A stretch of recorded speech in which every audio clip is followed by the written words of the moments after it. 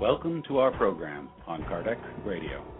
And now, here's our host, Dr. Vanessa Anceloni. Welcome, dear listener, to Kardec Radio. We are at the Thanksgiving weekend, and we have a most special show because we're going to talk about the power of premonitions and how they can shape our lives. This is exactly the title of one of the books by the amazing Dr. Larry Dossey. He's here with us at Kardec Radio, and we are so deeply honored. We feel it's a true gift for all of us. Dr. Larry Dossey is this amazing visionary mind.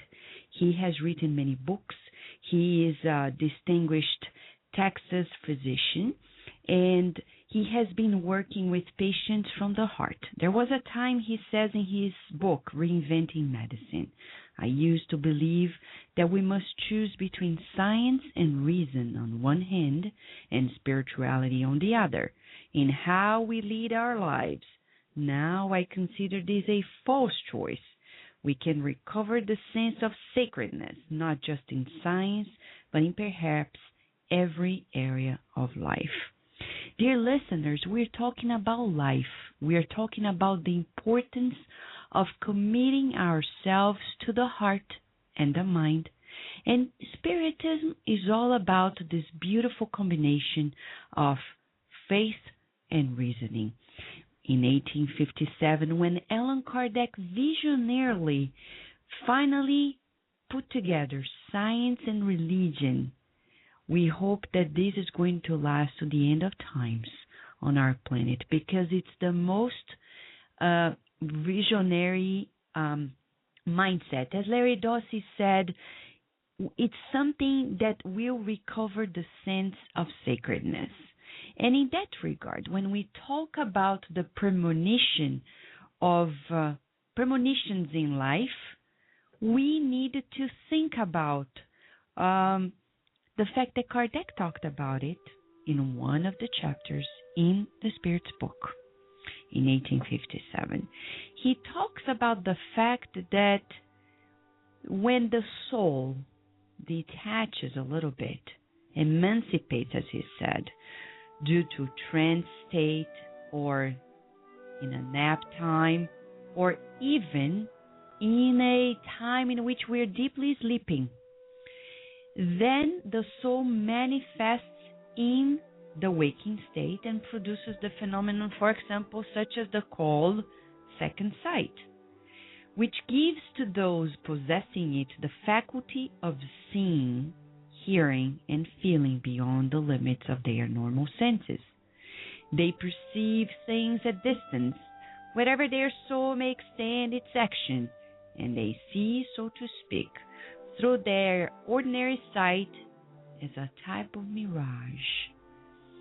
At the moment in which the phenomenon of second sight is produced, the physical state is considerably modified, and he describes it. The eyes become somewhat hazy, looking without seeing, and the whole physiognomy reflects a type of exaltation. It is obvious that the organs of sight are not involved in this phenomenon because the vision has not been seen to persist even with the eyes shut. Here in this beautiful discussion that he develops about so many aspects of altered state of the mind, Kardec discusses in 555, Question and Answer of the Spirit's book, the importance of understanding that there's much more to this extra-physical perception than we can imagine. And he proposes a true study from science, especially psychology. And he gives us a tip. When the second sight is more developed, it awakens presentiments. And when developed even further, it shows events that have already happened or that are in the process of happening. Ooh, wow. This is a true introduction. It blows our minds to imagine that there's so much ahead of us, to understand the mechanisms behind it. And first, the acknowledgement that premonitions, presentiments, and things of the nature are a natural phenomenon of life. Now, the question is, where do we put them in our lives? Do they make a difference? Can they really shape our lives? Let us listen to this conversation that we're going to have with Dr. Larry Dossey and understand his amazing insights that propose a new understanding on premonitions, how they can actually even and possibly make medicine probably more efficient in dealing with patients. And to kickstart this show, we want to remind you that there is the upcoming release of the movie Astral City, the blockbuster in Brazil, that is finally in the U.S., and Strand Releasing is here officially to bring the movie to all of us. Go to their website, strandreleasing.com, get to know more about it. By the way, Cardiac Radio is here to nourish your soul and is nourishing the souls of many thousands of people. We have no precise account. All we know is that we have listeners in more than 51 countries in the United States, and we are only 4 months old. Yeah, quite a baby and quite an achievement because it's God sent, and we are here to share the many good things that are happening in this world. Because when you turn on the TV, unfortunately, people are sharing sad news. Cardiac Radio, we share the good news, and then you multiply them by forwarding to many people. This is a commitment of the heart, and talking about the heart, we talk about the one and only love, the omnipotent love. Let us listen to this beautiful, beautiful message that was brought in by the hands of the medium Chico Xavier and the Spirit Emmanuel, omnipotent love. And we'll be back with you with Dr. Larry Dossey to tell us more about the power of premonitions.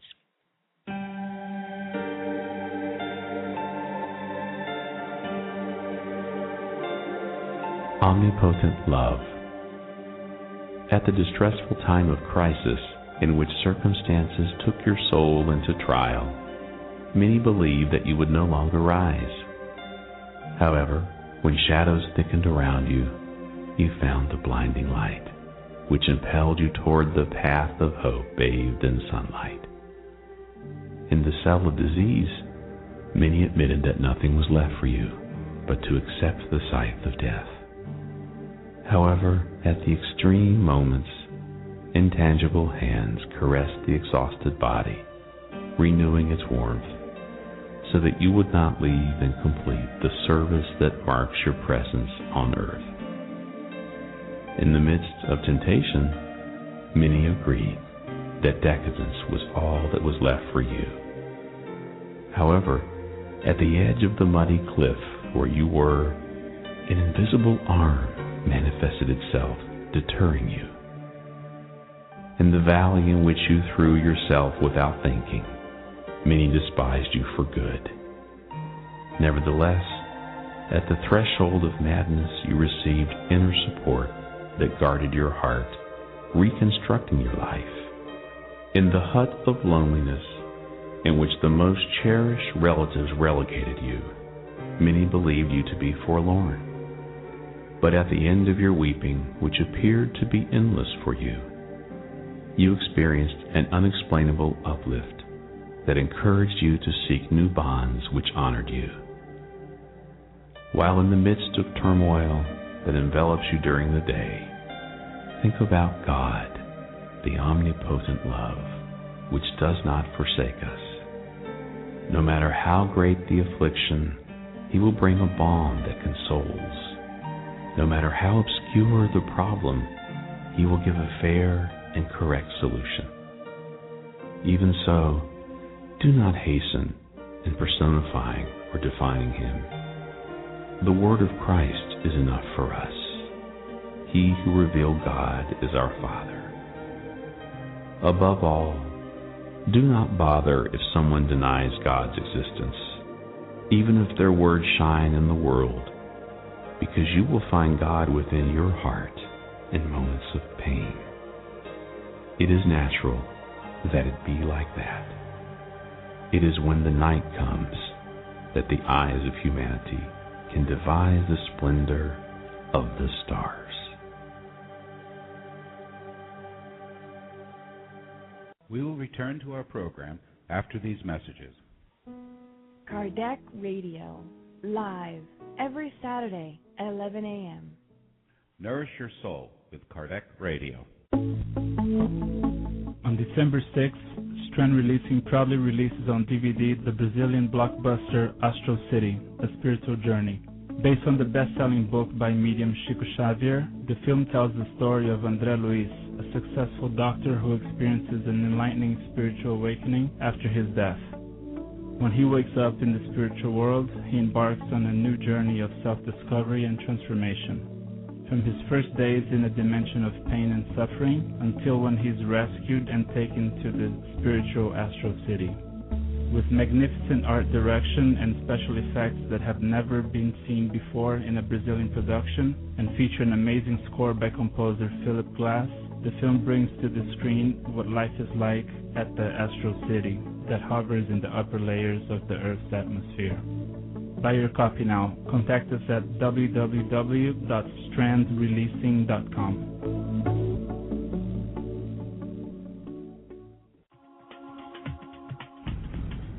The newest edition of the Medium's book by Allan Kardec is now available. Purchase your copy online or via your ebook reader. Simply go to www.ediciofamerica.com today.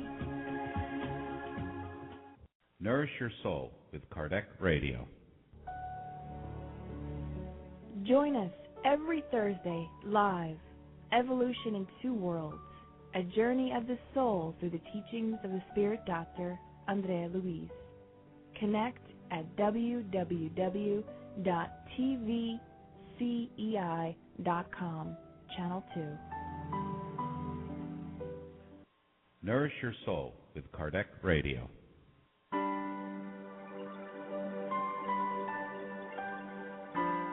Enrich your spiritual senses and deepen your foundations of Spiritism with the book, What is Spiritism? By Allan Kardec. Buy your copy online or via your ebook reader. Go to www.ediciofamerica.com today.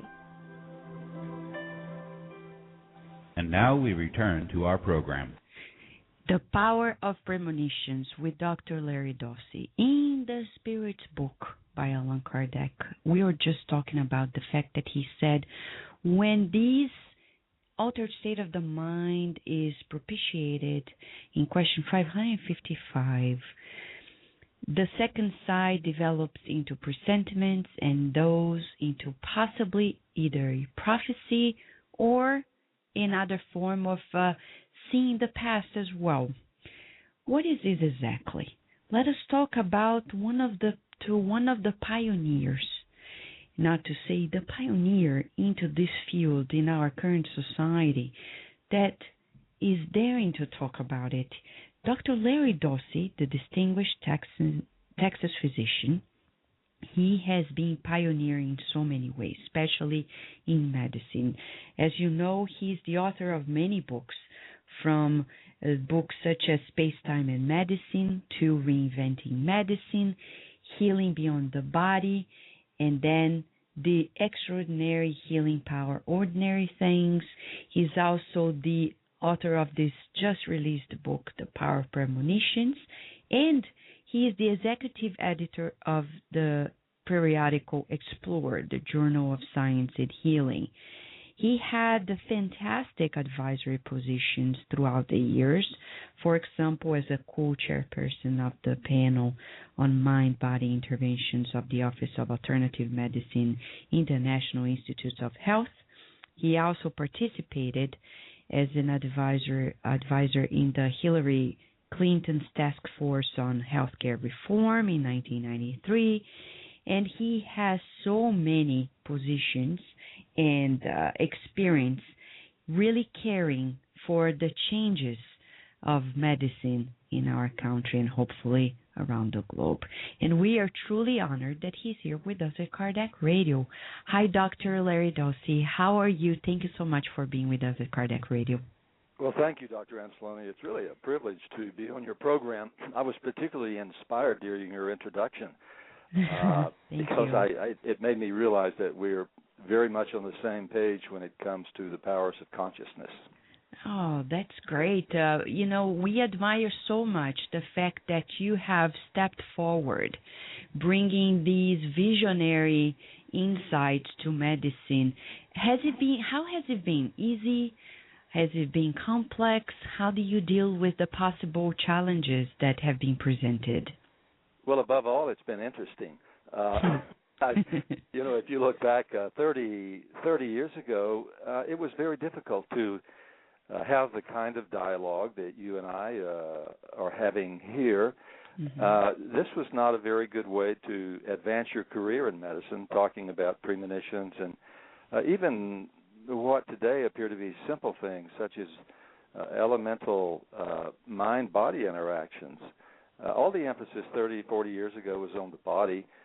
Talk of the mind was considered really very marginal and sort of California woo-woo stuff.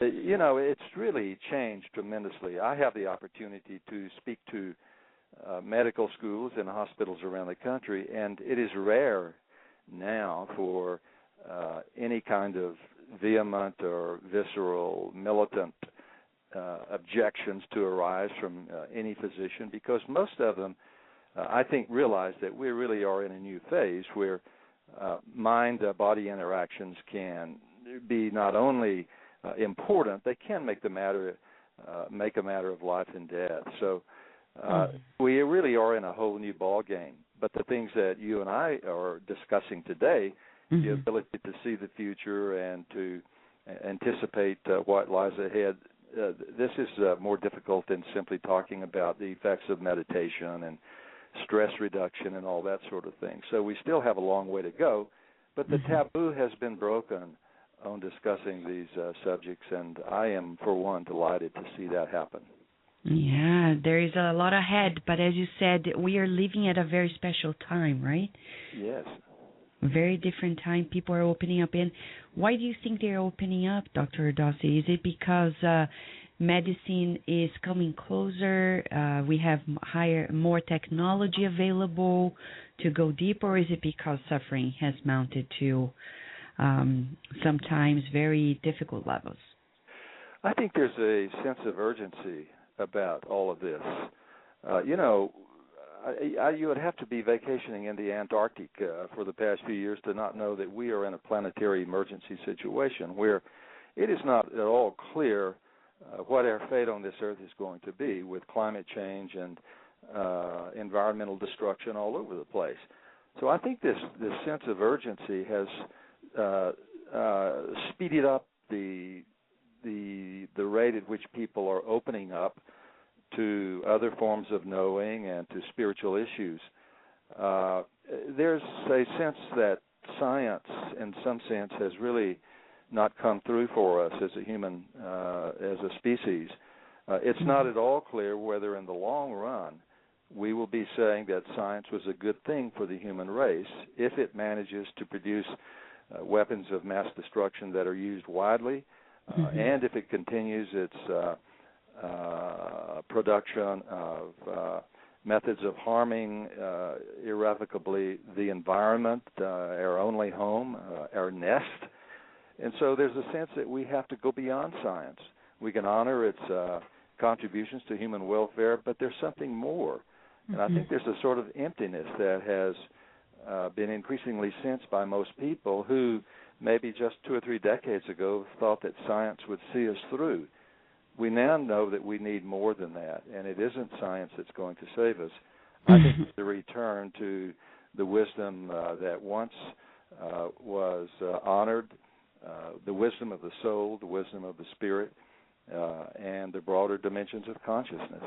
And I love your quote in the Reinventing Medicine that we mentioned at the beginning of the program about this combination of reasoning and spirituality, because people often put them apart. And it seems when you're talking about reinventing medicine and also including these other factors, for example, premonitions in our daily lives, and even in the, for example, patient management, we're talking about the need of a new paradigm to understand the human mind, right?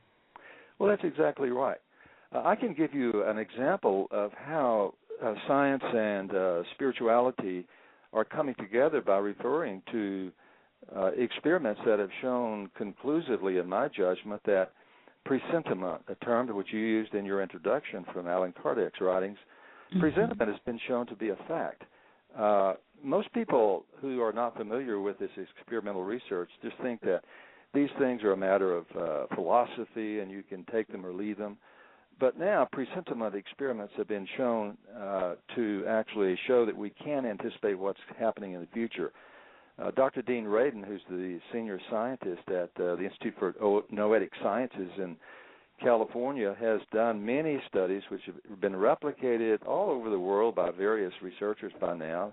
There are a couple dozen of these that show that people in a laboratory setting can anticipate what a computer is going to do before the computer even makes a choice about what it's going to do. This is big stuff. I find that most people are just totally blind to this and are unaware that this evidence is out there.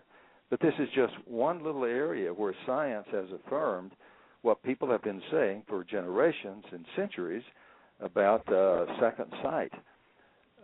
This ability is so firm in terms of being shown experimentally that Dr. James Carpenter has proposed that we stop calling it second sight and calling it first sight, because it is so fundamental as a way of knowing in human beings that we ought to elevate it to its proper position. And Carpenter says that this is more fundamental as a way of knowing than vision or hearing or any of the other senses. I happen to believe that that's right. And I think that we underestimate these abilities that have been criticized as in various ways as demonic or as witchcraft. You know, it wasn't very long ago when we actually burned people at the stake for second sight. But that has been turned around, but we still have a long way to go. Yeah, and can we bring a little bit more into the medical field, for example, with your experience? We talk about presentiment, we talk about premonitions, and this second or first sight, as you're mentioning.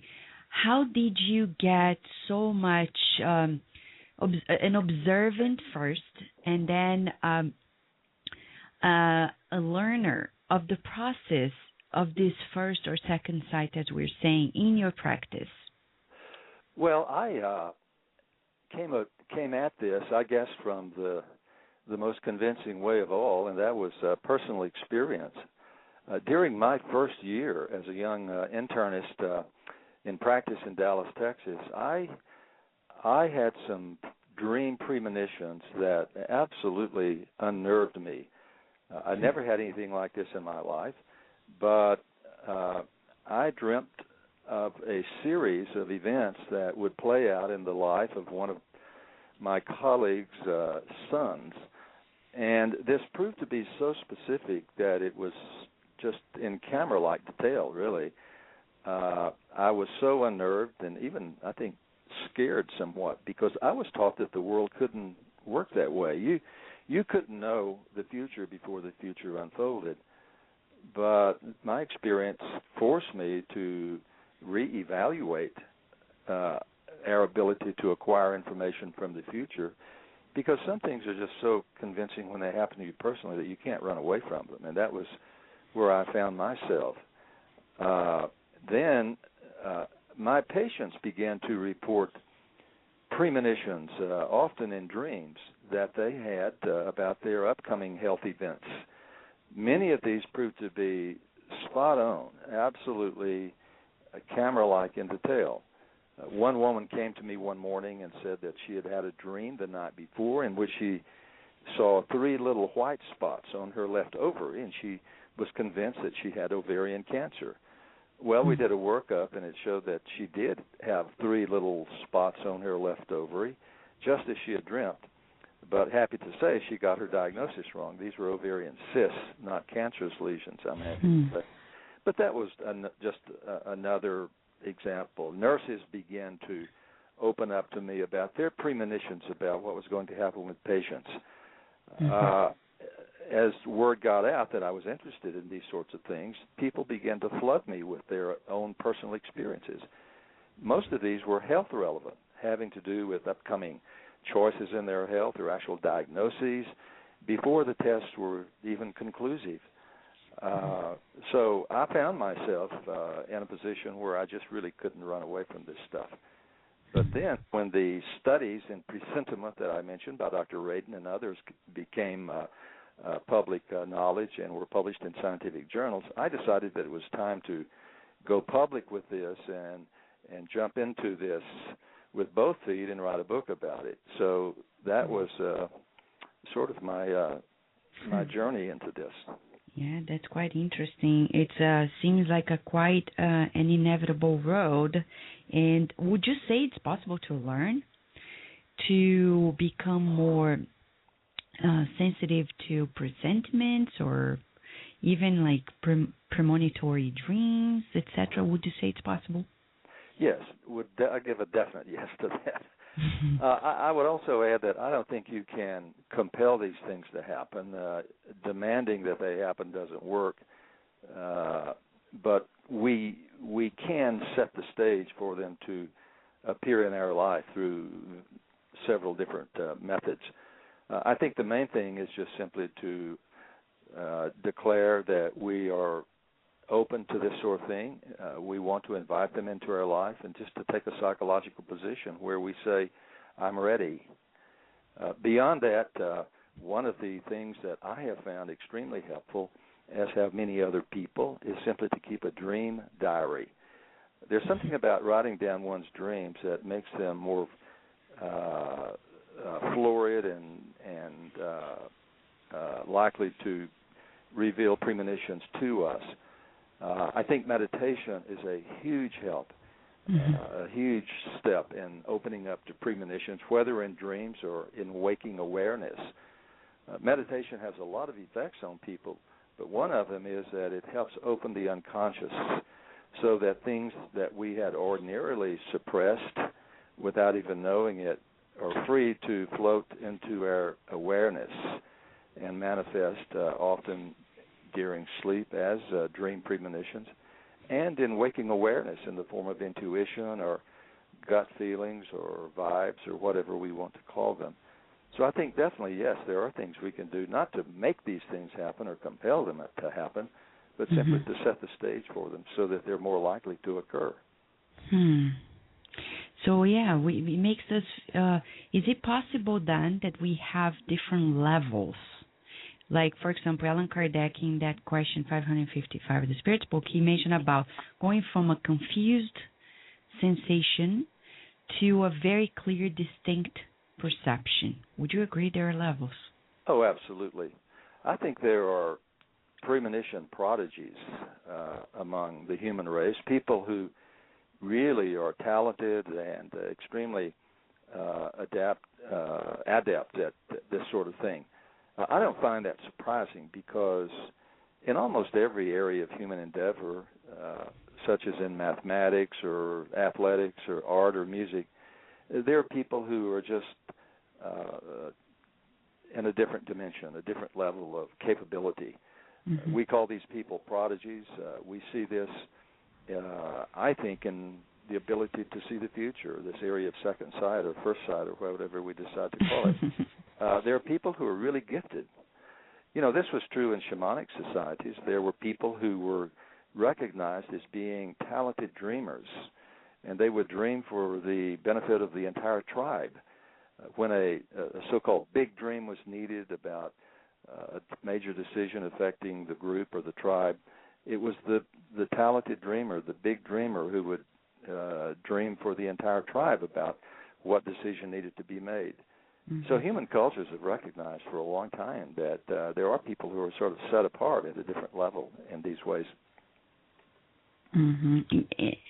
We have many questions here, and questions also coming from people through the internet. Dr. Dossey, we're going to give one short break, and when we come back, we'll ask you some of these many questions that are here with us. We'll go to a break and be right back, okay? Great. We will return to our program after these messages. Spiritist Network, your gateway to on-demand Spiritist videos. www.spiritistnetwork.com. Spread the word.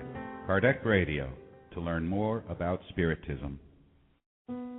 Kardec Radio, live every Saturday at 11 a.m. Nourish your soul with Kardec Radio. Now in English, the book And Life Goes On by the Spirit André Luis, psychographed by Chico Xavier. Buy your copy online or via your ebook reader.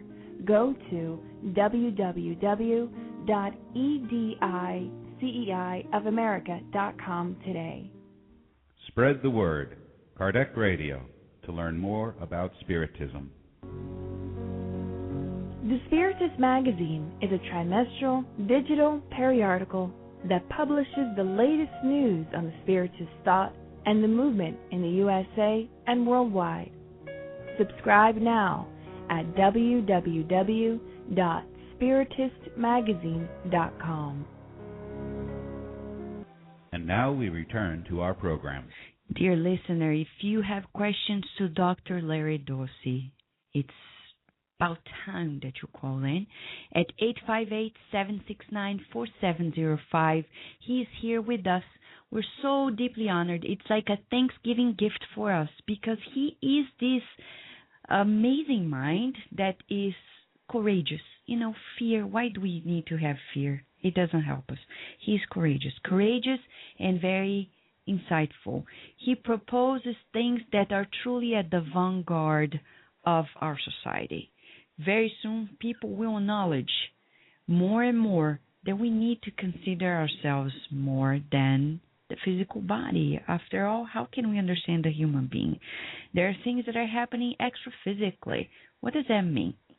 So that's the reason why we need to understand about these other things that are happening to us, presentiments, premonitions, and how they can possibly impact on our daily lives. And when we talk about patient management, it may also occur. How often do patients have their own presentiments, as he said about one of his patients, in regard to their own life and death? And we'd like to ask our listeners and Dr. Dossey their minute of attention to this part one of a case that was reported at Kardec's time in a book entitled Heaven and Hell. It's about Clara Riviere. She was a girl, and she had her own experience, and she had her experience also in regard to her life and what was going to happen. Let us listen to this, and then we'll bring back to you, Dr. Dossey, to enlighten our minds with the understanding of this part of life, premonitions, presentiments. Let us listen.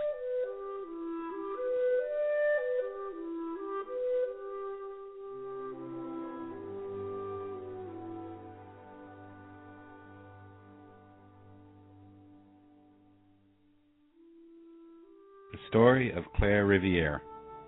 Claire Riviere was a young girl who died at the age of 10. She belonged to a family of day laborers in a village in the south of France. From the time she was 4 years old, she had been entirely deprived of the use of her limbs. Throughout her life, she never uttered a complaint, never showed the least impatience. Although totally uneducated, she consoled her sorrowing family by talking to them of the future life and of the happiness she would enjoy in it. She died in September 1862, after 4 years of torture and convulsions, during which she prayed incessantly, I am not afraid to die, she frequently repeated. because a life of happiness is awaiting me afterwards. To her father, who was weeping, she said, Be comforted. I shall come to visit you. My hour is near. I feel it, but when it comes, I shall know it and will warn you of it beforehand. Just before she died, she called all her family to her bedside, saying, I have but 5 minutes to live. Give me your hands. They did so, and she died at the moment she had indicated. After her death, a rapping spirit frequently disturbed her parents' house, upsetting everything, striking heavy blows on the tables, shaking curtains and clothes, displacing cups and platters. The spirit of Clara herself appeared to her younger sister, 5 years old, who asserted that she frequently came and talked with her, and who often exclaimed joyfully, Oh, look at Claire's, how pretty she is. Evocation of Clara Riviere. I am beside you, ready to reply to your questions. Whence did you derive, young and uneducated as you were, the elevated ideas you expressed in regard to the future life before your death? From the shortness of the time I had to pass on your globe, and from my preceding incarnation, I had been a medium during the previous life, and I was a medium when I came back among you. My last life was the result of predestination. I felt and I saw all that I stated. How could a child of your age refrain from uttering a single complaint through 4 years of constant pain? My physical suffering was controlled by a still greater power, that of my guardian angel, whom I beheld constantly beside me. He reduced the pains I felt, and he rendered my will superior to my suffering. How did you foresee the moment of your death? My guardian angel had told me when it would take place. He was never mistaken.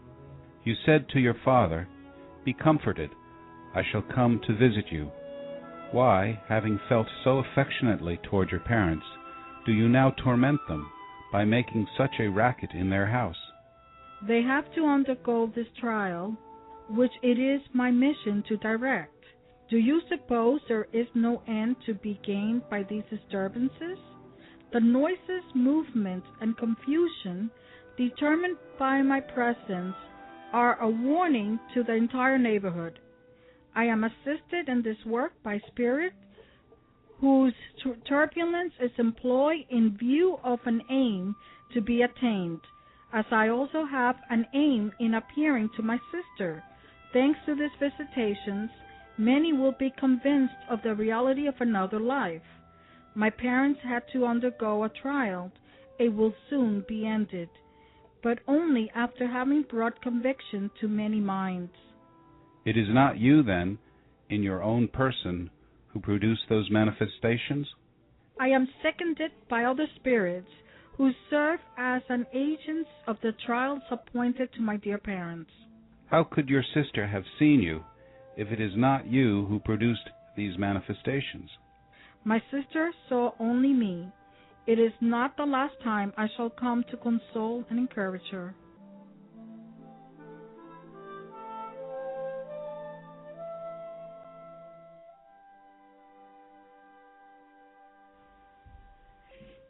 Yeah, dear listener, it's about the case of Clara Riviere.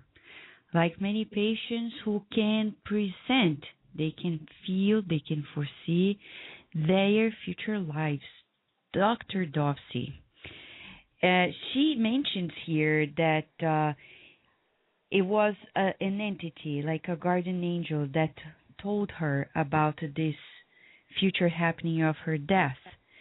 Would you say that it's possible that we gather this information from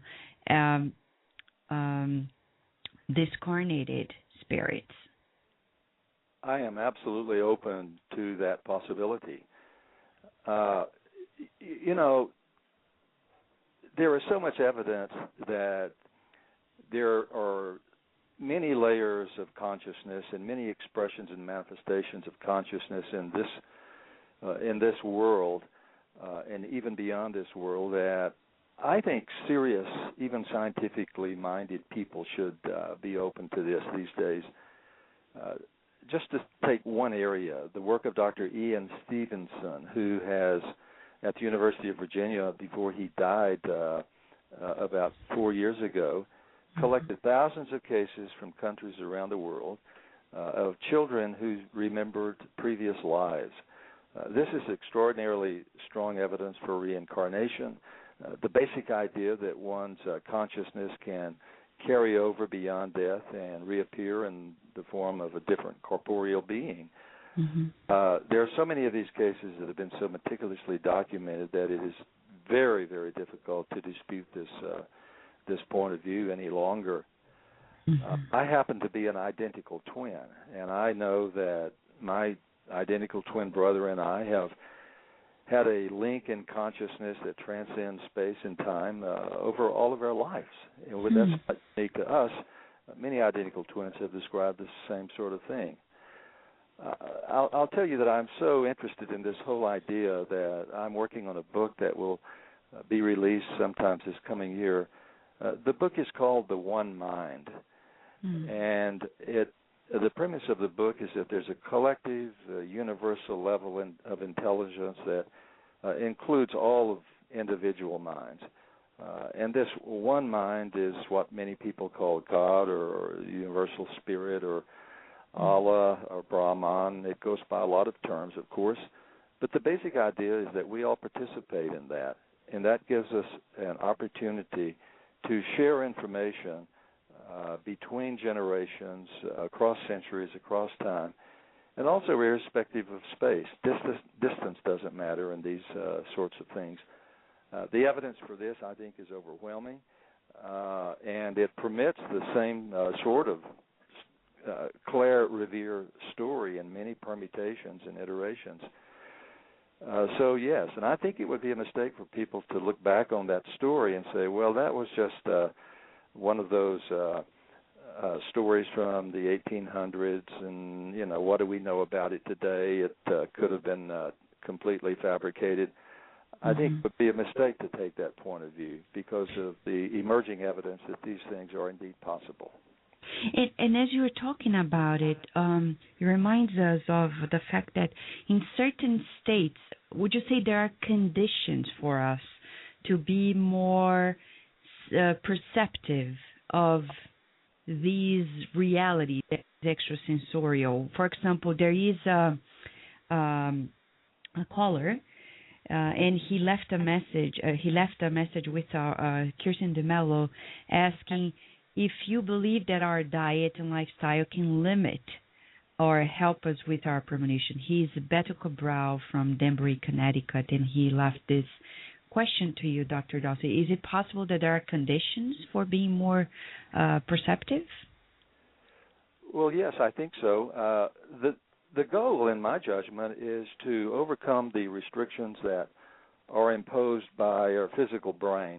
You know, the great British novelist Aldous Huxley back in the 1950s and 1940s began to talk about the brain as a kind of filter.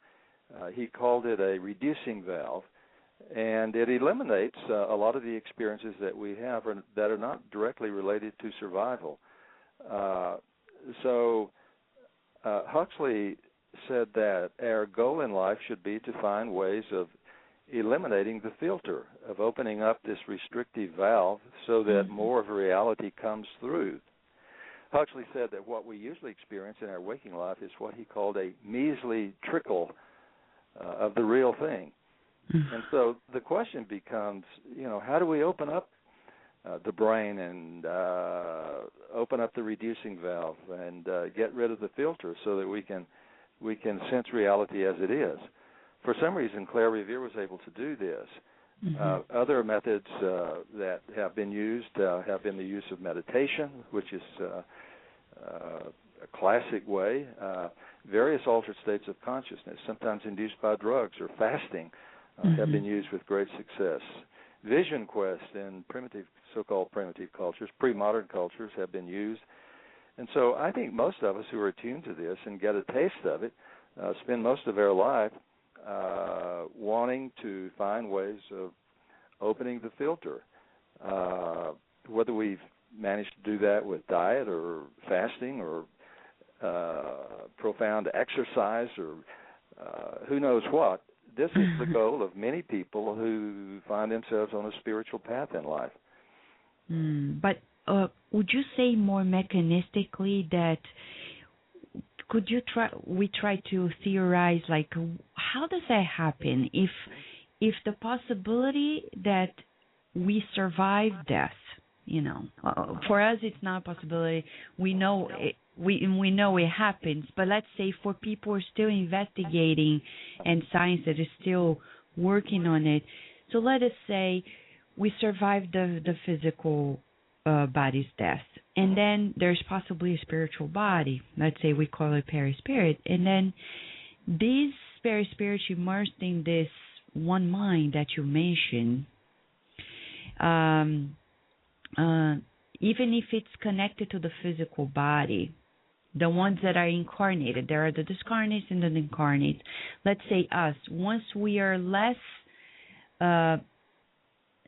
encapsulated in this physical body due to meditation, due to fasting, due to a particular lifestyle, we are more open to assess this information that is out there. Would you say there are other things as well, or some other way of explaining it? Well, I think the image of consciousness that is going to carry the day in science is one in which we have to say that consciousness is not confined to the brain. It's not limited to specific points in space, such as bodies or brains. It isn't even limited to specific points in time, such as the present moment. This is not just airy-fairy philosophy. This is an image of consciousness that we're compelled, in my judgment, to make because of various kinds of experiments. I've mentioned the presentiment experiments, which are a matter of record now. There are remote viewing experiments also where people gain information up to a week or more before it's even sent by another person. If you take these sorts of experiments seriously, and you ask yourself the question, what picture of consciousness must we make to accommodate these things? It has to be one which I think says that consciousness is non-local, and that's just a fancy word for saying that consciousness is infinite in space and time. It's absolutely unlimited. So that has wonderful, hopeful implications for what we think lies ahead, because if there's some aspect of who we are that is infinite in time, then it's immortal and eternal. And having said that, we've come up with a description of what has generally been called the soul throughout human history. So this idea of survival and immortality and the soul is not something that you just get out of religions or spiritual teachings and so on. It's affirmed now by modern science. This is the direction we're headed in science. And when I say that we can have spirituality and science together, this is one of the reasons. And we would say that majority of people, when they they foresee that events are coming up, majority are unpleasant. That's true. Is it also a correlate to the level of humanity on Earth? Would it be possibly different if we were more evolved? What is the need of receiving sometimes majority of unpleasant premonitions? Well, my way of looking at that is that those unpleasant things can be a great gift.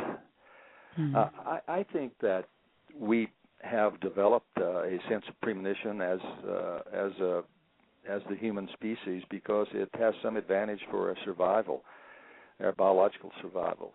If you look at many of these premonitions, they have to do with upcoming threats to our survival. Something bad's going to happen that you need to avoid. The very term premonition means literally forewarning.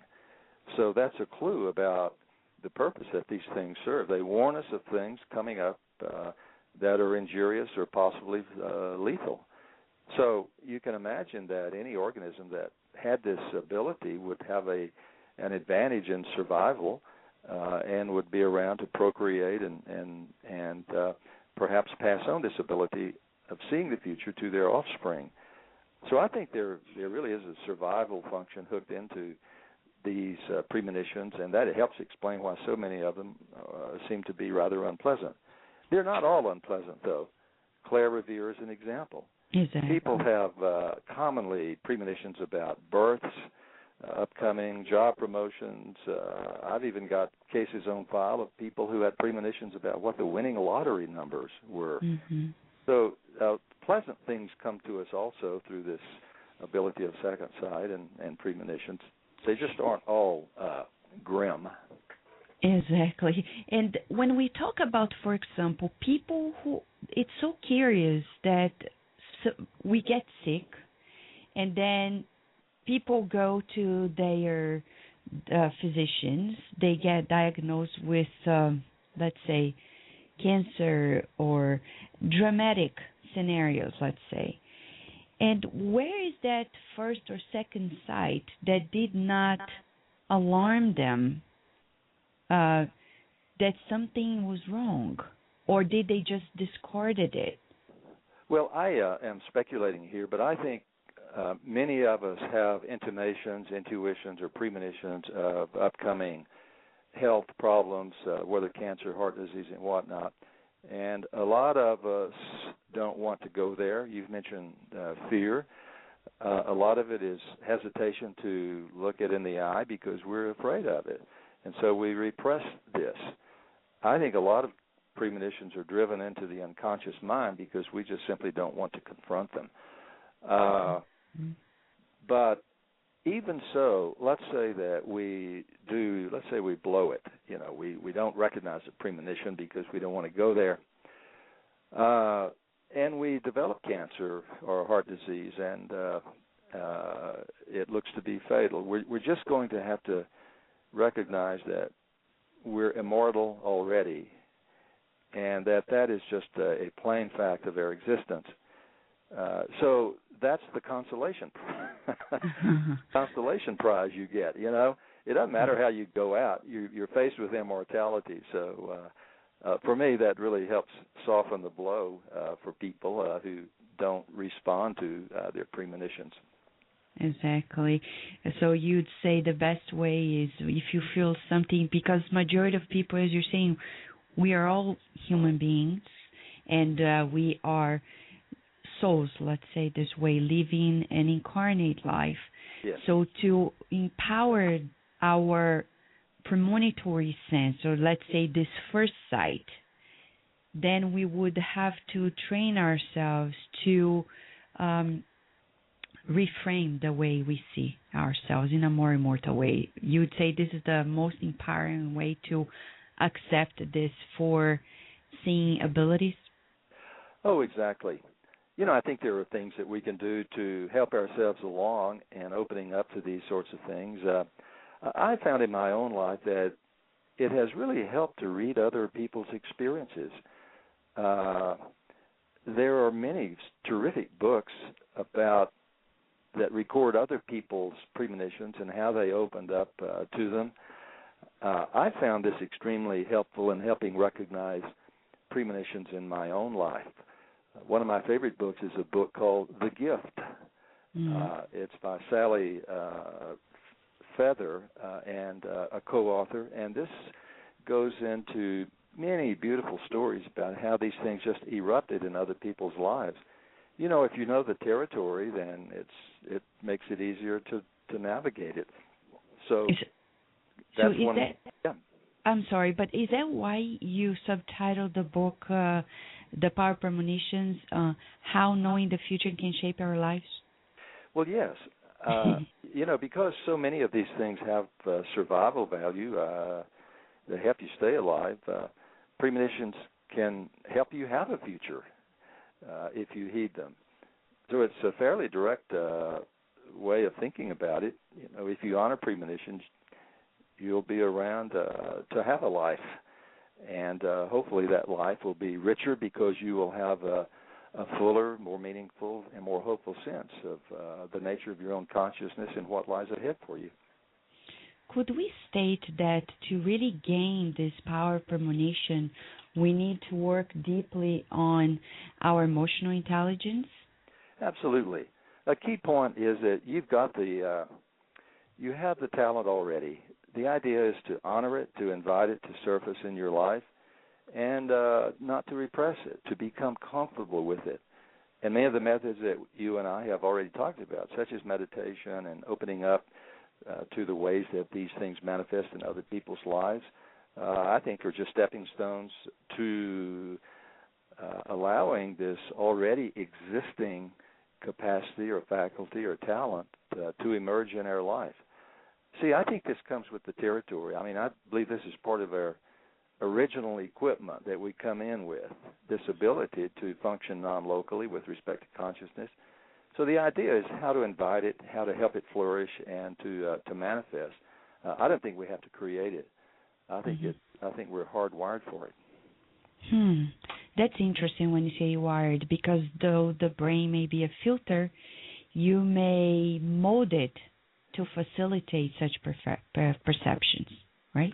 Exactly. Another way of thinking about the brain's role in all this is to consider it just a transmitter of consciousness, a way station through which consciousness operates. The brain doesn't make consciousness. There's no direct evidence for that.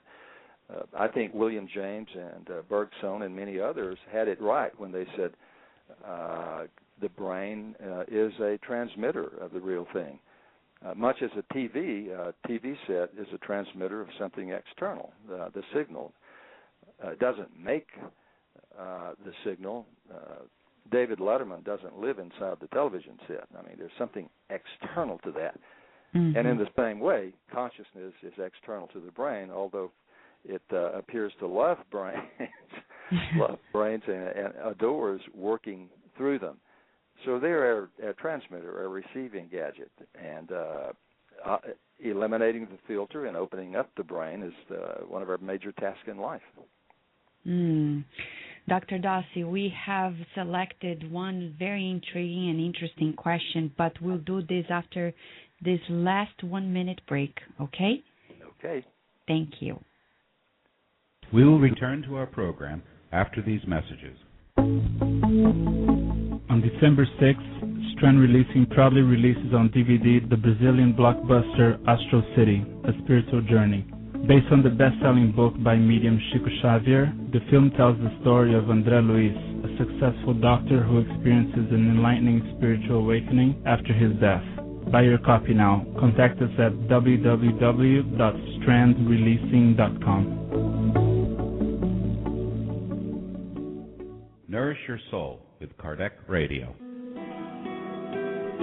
Now in English, the book Action and Reaction by the Spirit André Luiz, psychographed by Chico Xavier. Buy your copy online or via your ebook reader. Go to www.ediceiofamerica.com today. And now we return to our program. Dear listeners, the Power Premonitions. Dr. Dossey is telling us that if you know the future and know how to do it, you can shape your life. You can live better. How? He is telling us the many techniques. And we are here with Kirsten de Mello from Kardec Radio, and she has a great question to ask to Dr. Dossey. Hi, Kirsten. Thank you for being with us. Hi, Vanessa. Hi, Dr. Dossey. How are you guys? The show is great. I'm really enjoying it. Thank you. Dr. Dossey, I have a question for you. As you were talking, this just sort of popped in my mind. But basically, based on your understanding, if we are able to foresee what is to come, how do you think that can help us in the here and now? Could it be productive, or possibly is there an instance where it might be destructive for us? Well, I think the primary benefit of the ability to sense the future and to manifest in our minds in ways that are not limited by space and time. The major benefit of all of that is really not better health or prosperity or fulfilling relationships or any of that sort of thing. If we get that in the bargain, I think that's wonderful. If the cancer goes away, the heart attack heals, that's reason for rejoicing. But there's a greater benefit that comes to people that helps them enrich their lives. It is the understanding and the certainty that we're more than the physical, that whatever happens to us in this plane of existence, there's something else. There's something else because, as we've discussed, the mind is infinite in space and time. The body may die and will die. The statistics are overwhelming there. But that's not the end of it. There's something more. And it is this something more that has given people hope and meaning in their lives beyond anything related to health and wealth and so on. I think this realization is what comes to people often when they have an epiphany or a sudden breakthrough and understanding about who they are and their place in the world and the universe. This is the ultimate benefit of premonitions. It's expanding our notion of who we are. Again, the other things that may come to us are to be treasured. We all want to live healthy, long lives and to be prosperous. But that's just sort of dessert. The other things are more fundamental. This idea that we're mortal, eternal, and eventually one with the divine. Yeah. Wonderful. Wow. Thank you, Kirsten. Thank you so much. Thank you, Kirsten. And what Kirsten asked you, Dr. Dossey, opened a case that came to our attention quite recently at one of our Spiritist centers. A person approached us and said, well, I dreamt of this person and that her father is going to die. What do I do? Mm-hmm. And it can be quite disturbing, as Kirsten was mentioning. And what would you say in that regard? Should they trust? What should they do? Well, sure. I mean, we must approach people where they are, and there are a lot of people who are nearing their end days who will not be open to the sort of issues that you and I have been discussing. And so we pray for them. We wish them the best. We hold them in our highest thoughts. We can deliver healing intentions to them, in which I mean not necessarily that the disease go away, because many times it will not. But we can ask for the highest good. We can ask that they be permitted to see their non-local nature, to have a really deep understanding of their infinite divine nature. And then we leave it to the universe. And we admit that we can't compel these things to happen, but that's where we go with this. We have to, at some point, commit the future to a wisdom that is greater than our own. Quite wise, Dr. Dossey. We would love to keep you for many hours, but we know you're busy, and we feel this is a true gift for us, Dr. Dossey, you being with us, especially because as 2011 is ending, people have been talking about this so expected 2012. Would you say, in regard to premonitions and what has been, many people are talking about 2012 is going to be special because the Mayans have said this, and because of that, the apocalypse, etc. Would you have anything special to say in that regard? Well, I am not a 2012 expert, and I must say that I have not made it an object of study. But there are other experts out there, and for me, the idea of apocalypse and end times has to be brought under a larger umbrella. It's one that we've already talked about, that no matter what happens, we're faced with a stubborn fact, a wonderful fact, a majestic fact, that we're still going to be immortal, eternal, and one. So whatever happens in terms of earthly circumstances, I think is interesting. We all want to know what that is. But even beyond that, there's more reason for hope about our eternal divine nature, and we can't get stuck. with 2012. I mean, I think that it's a mistake to think that this is going to be some sort of end. The end times may apply to physical existence, but that's hardly the beginning. Yeah, it's a blessing that you're mentioning this. It matches so much what we realize as well. It's all about major consciousness. We're probably being called, as you said at the beginning of the show, planetary emergency.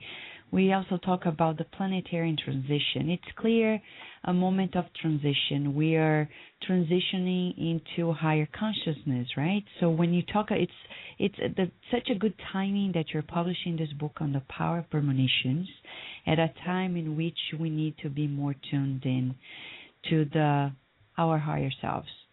So, Dr. Dossey, what would you share as your final comments for the show today to the listeners at Kardec Radio?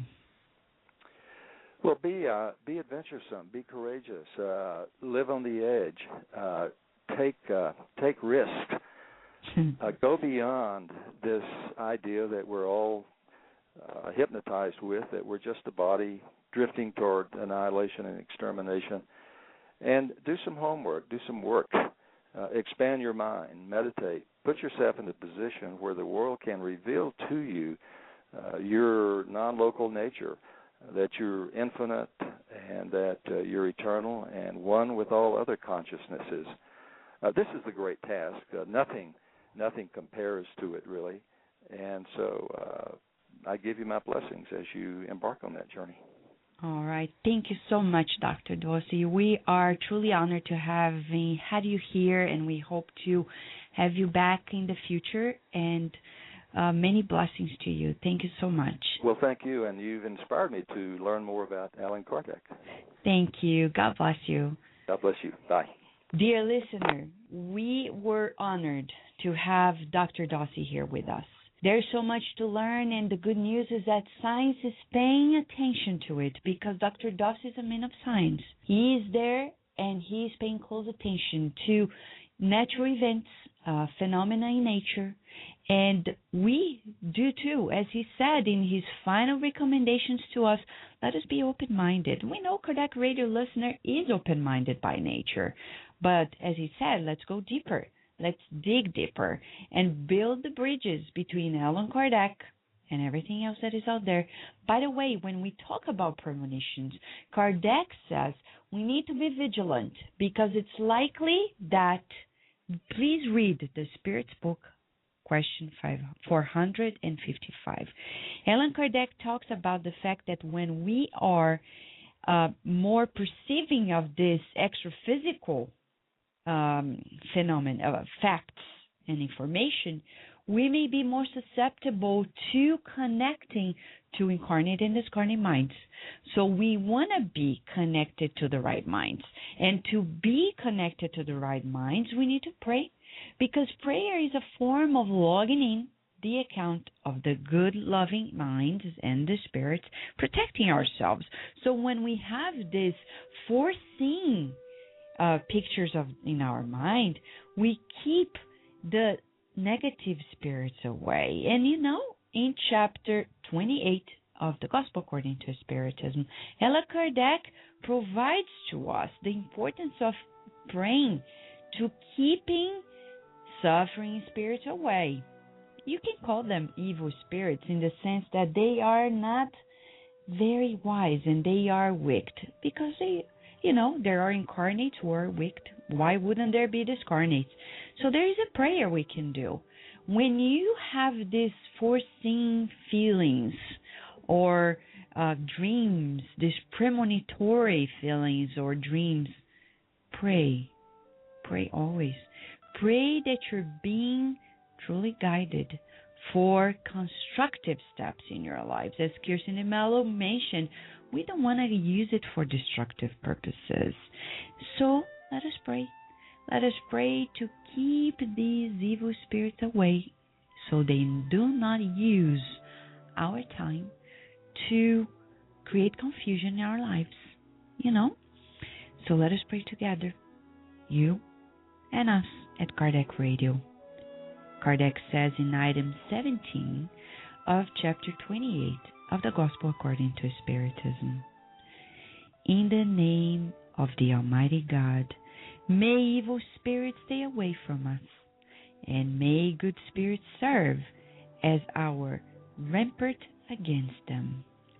Wicked spirits who inspire people with evil thoughts, deceitful and lying spirits who delude them, mocking spirits who entertain yourselves with their gullibility, we repel you with all the strength of our souls, and we shut our ears to your suggestions. However, we ask God's mercy upon you, good spirits, who have agreed to assist us. Give us the strength to resist the influence of evil spirits and the necessary understanding not to be a victim of their ruses. Keep us from pride and presumption. Keep from our hearts jealousy, hatred, malevolence, and all sentiments against charity, which are all open doors to evil spirits. Dear listener, we are so thankful as this is Thanksgiving weekend in America and many places in this planet. Let us be grateful. First, to God always. Then to Jesus, the governor of our planet, and all his team, and to this missionary mind, Dr. Larry Dossey. Let us send him our hug of gratitude for his courageous mind, his visionary heart and mind, bringing to us the awareness that we are more than the physical body is. And in a week, we find you back here. We have a special show with Dr. Stanley Krippner. He is this amazing scientist on mediumship. He has received numerous awards from scientific associations in the United States, and he's going to be here in a week at Kardec Radio in a tribute to the 150 years of the Mediums book, talking about mediums, mediumship, and neurobiology. We are following the steps of the codifier Allan Kardec, combining spiritism and science. Do you know why? Because we are here to nourish your soul. Thank you, dear listener. May God bless us all.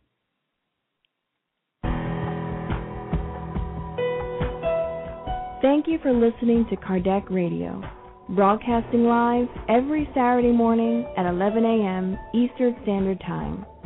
Email us and share your comments at www.kardecradio.com. Until next time, we wish you many blessings.